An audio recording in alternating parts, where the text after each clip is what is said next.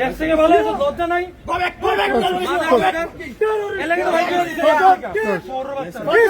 লন্ডনের রমফোর্ড এলাকায় কার্যক্রম নিষিদ্ধ আওয়ামী লীগের নেতাকর্মীদের হামলার শিকার হয়েছেন এনসিপি সংসদ সদস্য হাসনাত আব্দুল্লাহ।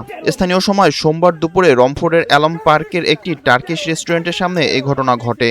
প্রত্যক্ষদর্শীরা জানান, ঘটনার সময় হাসনাত আব্দুল্লাহ সহ তার সঙ্গে থাকা যুক্তরাজ্য এনসিপির নেতৃবৃন্দ খাওয়া দাওয়া শেষ করে রেস্টুরেন্টটি থেকে বের হন।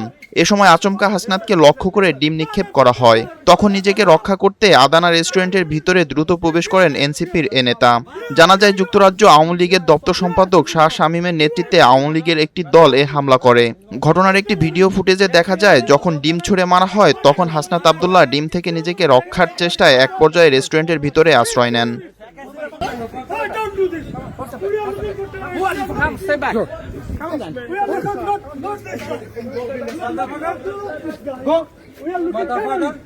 You are looking terrorist. You are not this guy. Desh থেকে লেগে বাইরে করে দিছে।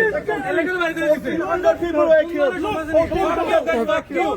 Fuck you. 100 people.